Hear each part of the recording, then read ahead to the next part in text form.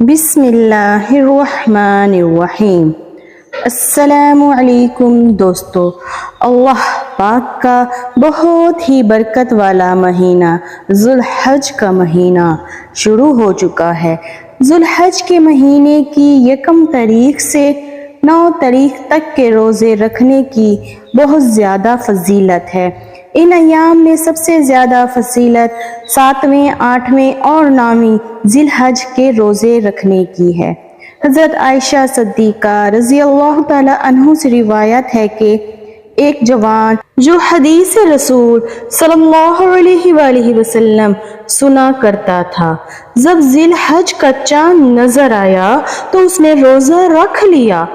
سبحان اللہ۔ جب حضور نبی کریم صلی اللہ علیہ وآلہ وسلم کو یہ خبر دی گئی تو آپ صلی اللہ علیہ وآلہ وسلم نے اس کو بلایا اور پوچھا، تجھے کس نے اس بات پر آمادہ کیا کہ تو نے روزہ رکھ لیا؟ سبحان اللہ۔ تو اس جوان نے نبی کریم صلی اللہ علیہ وآلہ وسلم کو جواب میں فرمایا، اے اللہ کے رسول صلی اللہ علیہ وآلہ وسلم، میرے ماں باپ آپ پر قربان ہوں، یہ حج و قربانی کی دن ہے، شاید اللہ تعالیٰ مجھے بھی ان کی دعاؤں میں شامل فرمائے۔ آپ صلی اللہ علیہ وآلہ وسلم نے فرمایا، تیرے ہر دن کے روزے کا اجر 100 غلام آزاد کرنے، 100 اونٹوں کی قربانی اور اللہ تعالیٰ کی راہ میں دیے گئے 100 گھوڑوں کے اجر کے برابر ہے۔ جب 8ویں ذی الحج کا دن ہوگا تو تجھے اس دن کے روزے کا ثواب 1000 غلام آزاد کرنے، 1000 اونٹ کی قربانی کرنے اور اللہ تعالیٰ کی راہ میں سواری کے لیے 1000 گھوڑے دینے کے برابر حاصل ہوگا۔ سبحان اللہ۔ جب 9ویں کا دن ہوگا تجھے اس دن کے روزے کا ثواب 2000 غلام آزاد کرنے، 2000 اونٹوں کی قربانی اور اللہ کی راہ میں سواری کے لیے دیے گئے 2000 گھوڑوں کے اجر کے برابر ثواب ہوگا۔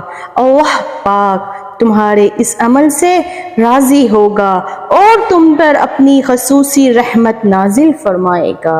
سبحان اللہ۔ حضرت ابو ہریرہ رضی اللہ تعالی عنہ سے روایت ہے کہ نبی کریم صلی اللہ علیہ وآلہ وسلم نے ارشاد فرمایا، ان 10 ایام میں اللہ تعالیٰ کو جس قدر یہ بات پسند ہے کہ محنت و کوشش کر کے اس کے عبادت گزار بندے بنے، اس سے بڑھ کر اور دنوں میں پسند نہیں۔ ان 10 ایام میں سے ہر یوم کا روزہ 1 برس کے روزے کے برابر ہے۔ سبحان اللہ۔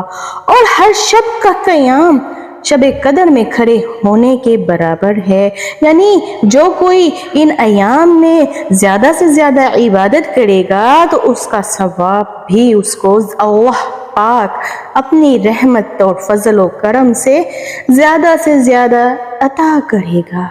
اس کا ہر عمل اللہ کی بارگاہ الہی میں مقبول ہوگا۔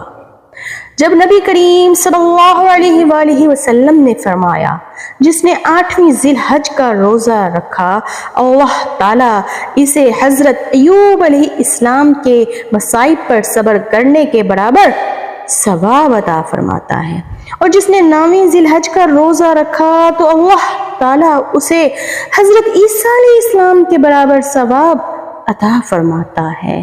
سبحان اللہ۔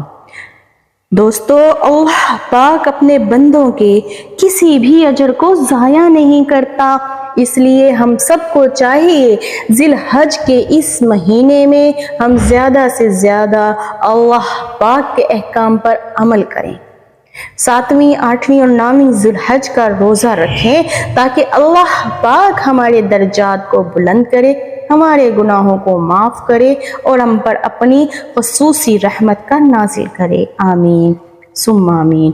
دوستو، اگر آپ کو یہ ویڈیو اچھی لگی ہو تو چینل کو سبسکرائب کر کے کمنٹ میں ضرور بتائیے گا۔ جزاک اللہ۔